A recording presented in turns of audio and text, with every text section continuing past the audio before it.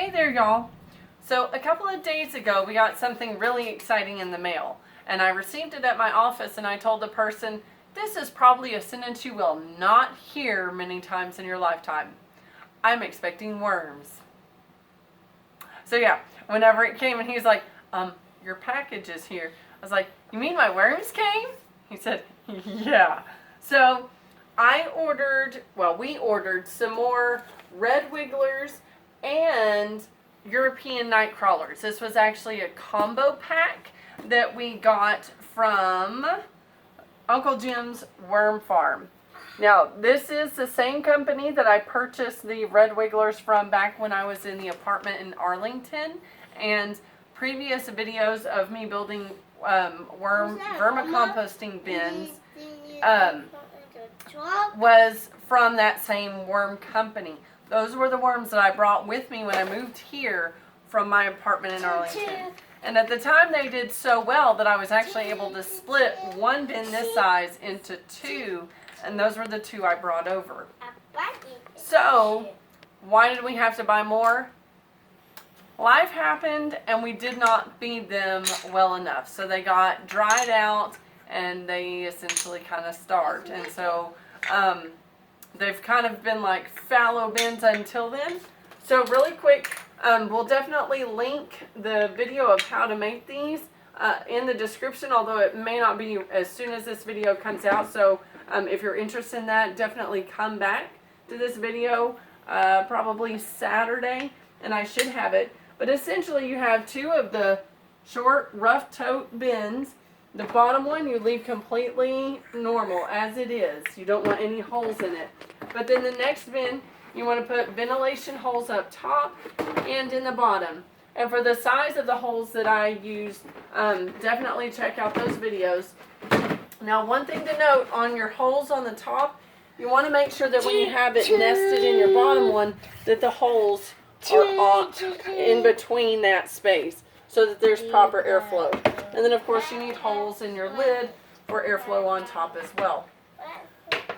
The reason for the lower bin is as the essentially decaying matter releases juices and as the worms process the food and let your black gold worm castings into the bin, it will also release some liquid, and so some people call it worm juice.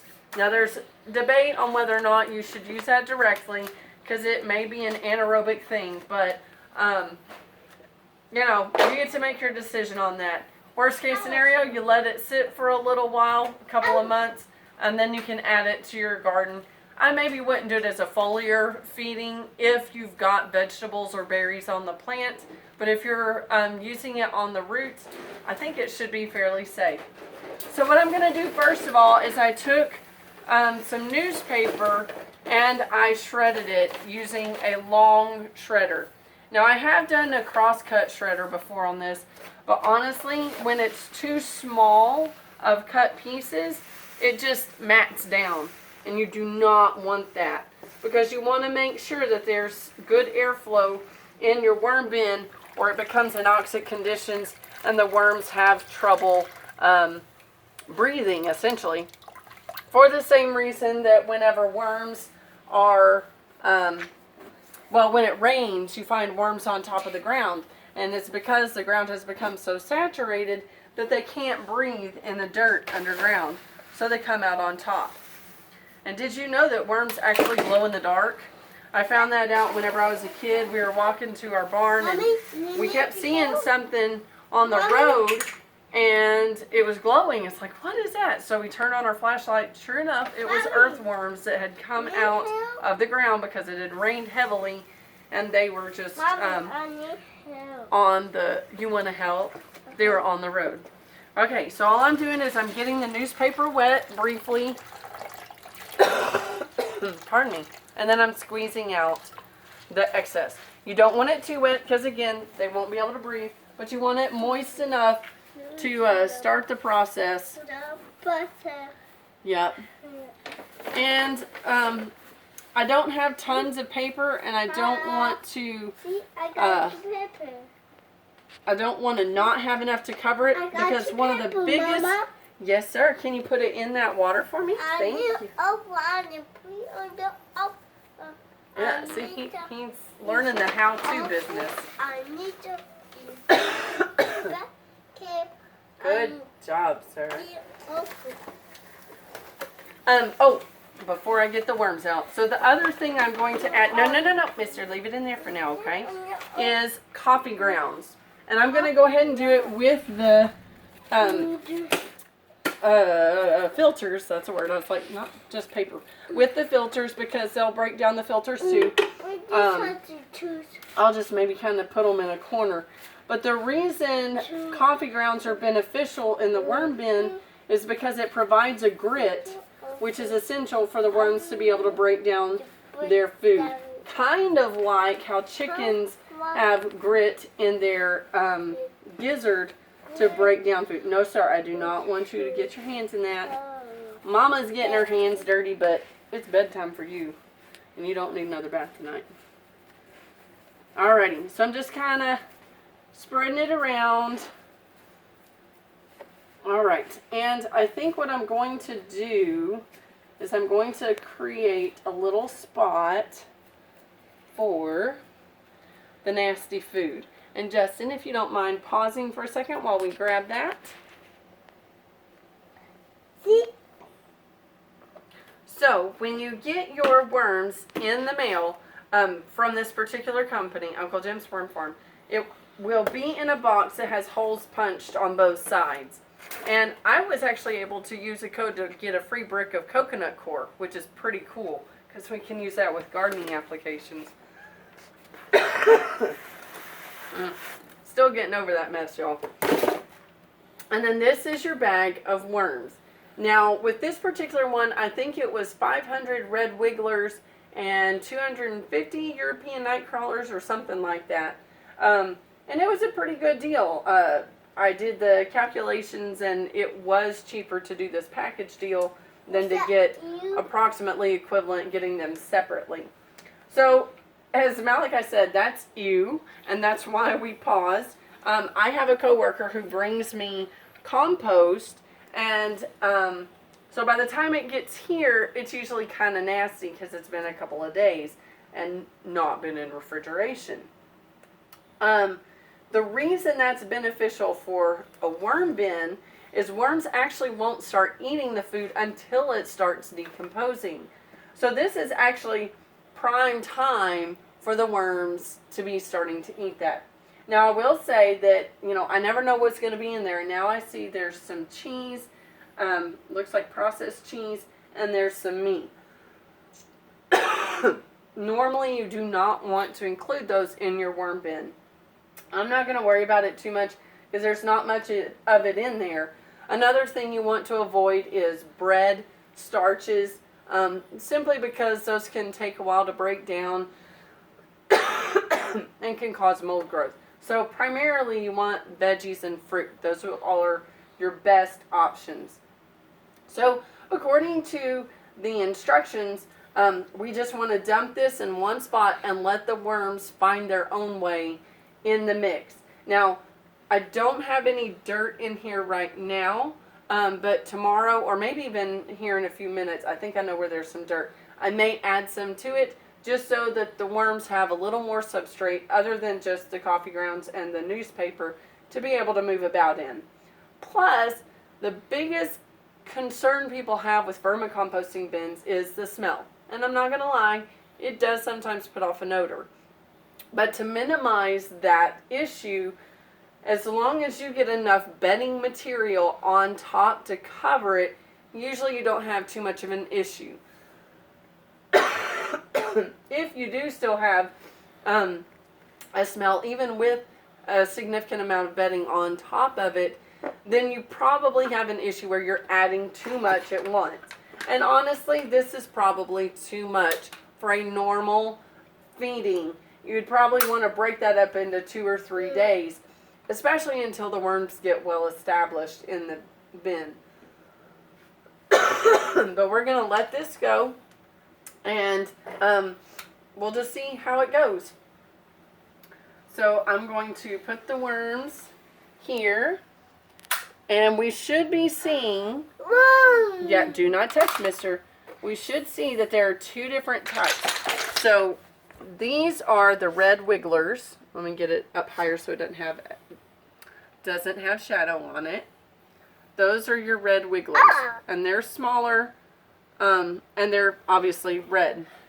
This one right here, well, that might be a red wiggler. Here we go. This one is a European nightcrawler. As you can see, it's significantly bigger, longer, has more girth. Now, the European nightcrawler is more of a vertical feeder, which means when it feeds, it goes up and down through the soil or the bedding or the substrate to feed. Now, it is still, according to Uncle Jim's worm farm, it's still a good worm for a vermicomposting bin. But it shines, the night crawlers shine in the garden, and they do really well to break up the soil and make those tunnels in the soil to allow water to flow more freely, excuse me, within garden soil. The red wigglers are prime candidates for a worm bin, and that's because the red wigglers feed horizontally. So when they're searching for food, they go more back and forth. They don't go up and down as deep as some of the other earthworms. So by having this combination, we get the best of both worlds. Both of them do well in compost bins, but then if we have enough that we can harvest worms, we can take them out to the garden and introduce some worms into the garden. So now I'm going to go ahead and dump the rest of them in here.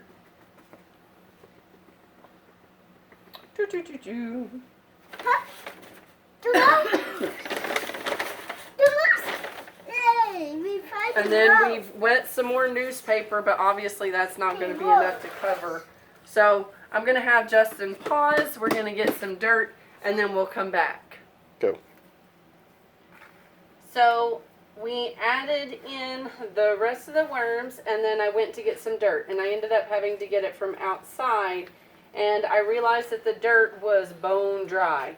And the worms are already a little bit desiccated, a little dried out. When you have your worm farm, essentially your vermicomposting bin well established, the worms will be a lot juicier than what I showed you. Right now they're kind of skinny and emaciated because they've been in shipment status for, well, anywhere to 3 to 5 days, pretty much. They probably got sent on Monday. I got them at the office. Just a minute, sir. I got them at the office on Wednesday, and today is Thursday. So when they're shipped with dry bedding, because otherwise it would be just way a goopy mess. Malachi, a big goopy mess whenever they arrive. So I'm trying to prevent them from getting dried out further. So I'm just essentially mixing the dirt with the remainder of the water that I used to soak the newspaper in. And I'm making all kinds of a mess on the floor. So now I'm just going to take this and spread it around in the worm bin. Now ideally, if I had planned through this whole thing better, it would not be this clumpy, almost muddy.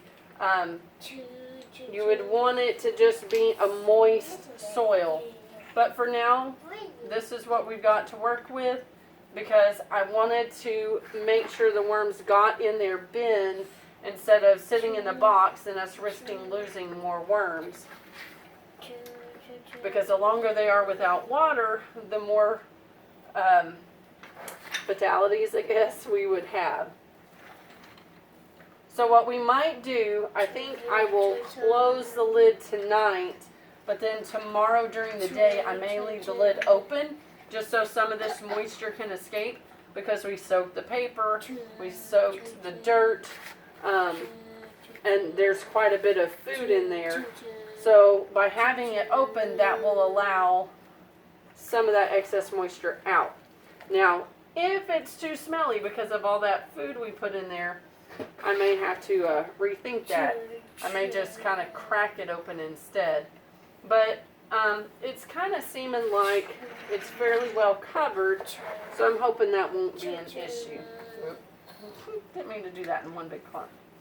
I did add a few more coffee grounds in there just because I had them, and I just put them in a corner because the worms probably won't get to that anytime soon, but it's in there if they need it. Alrighty, so now that we've put our new Homestead critters in their new home and made a goopy mess and found a new way to incorporate compost on the homestead and build soil, I'm happy. Now we can get cleaned up and go to bed. So, Malachi, can you hand me the lid, please? Huh? The lid. Can you hand that to me? Okay.